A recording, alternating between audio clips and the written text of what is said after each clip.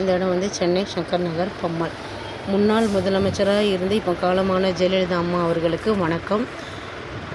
எப்படி யானையை வச்சு தெருவில் பிச்சை எடுக்கக்கூடாதுன்னு சொல்லி முதுமலைக்காட்டில் அவங்களுக்கும் ஒரு இடம் கொடுத்து வாழ்வாதாரம் கொடுத்த முதலமைச்சர் அம்மாவுக்கு என்னோடய மனமார்ந்த நன்றியை தெரிவித்துக் கொள்கிறேன். அதே மாதிரி இப்போ இருக்கிற முதல்வர் ஐயா ஸ்டாலின் அவர்களுக்கும் என் மனமார்ந்த நன்றியை தெரிவித்துக் கொண்டு உங்ககிட்ட ஒரு விண்ணப்பம் கேட்குறேன். இந்த தெருவில் இருக்கிற நாய்க்கு யார் சாப்பாடு போட்டாலும் யாரும் வந்து அந்த சாப்பாடு போடுறவங்கள திட்டக்கூடாது. நீங்கள் ஆர்டர் கொடுங்க. ஒரு தெருவில் இருக்கிறவங்களும் இந்த தெருவில் அவங்கவுங்க தெருவில் இருக்கிறவங்களுக்கு சாப்பாடு போடுங்க. சாப்பாடு போடுறவங்கள திட்டாதீங்கன்னு சொல்லுங்கள்.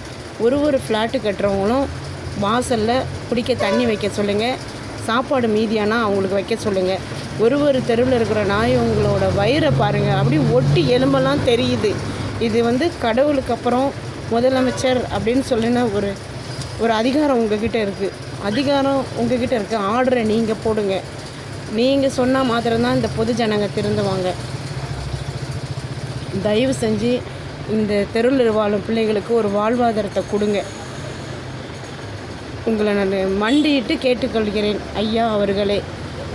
தயவு செஞ்சு இந்த குழந்தைங்களுக்கு சாப்பாடு போடுறவங்களுக்கு எந்த ஒரு தண்டனையும் வராமல் பாருங்கள். போடுறவங்களே நிம்மதியாக போட சொல்லுங்கள். இந்த பிள்ளைங்களுக்கு ஒரு வாழ்வாதாரம் வேணும். வயிற்றுக்கு சாப்பாடும் குடிக்க தண்ணி இருந்துட்டு அவங்க யாரையுமே எந்த துன்புறுத்தவும் பண்ண மாட்டாங்க. லைசன்ஸ் இல்லாதவங்க கூட வண்டியை ஓட்டிகிட்டு போகிறப்போ காலை தேய்ச்சிக்கிட்டே போகிறாங்க.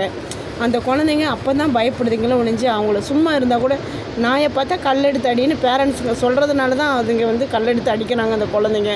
அப்போ அவங்க வந்து பயத்தில் அவங்கள காப்பாற்றிக்கிறதுக்காக தான் குலைக்க போகிறாங்க. அதுக்காக நகராட்சியிலேருந்து பிடிச்சிட்டு போய் அதை வேறு இடத்துல விட்டுடுறாங்க. இதெல்லாம் எவ்வளோ பெரிய பாவம் ஐயா.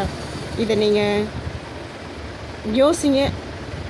கடவுள்கிட்ட இருக்கிற அதிகாரமும் உங்ககிட்ட இருக்கிற அதிகாரமும் ஒன்று அப்படின்னு நான் நினைக்கிறேன்.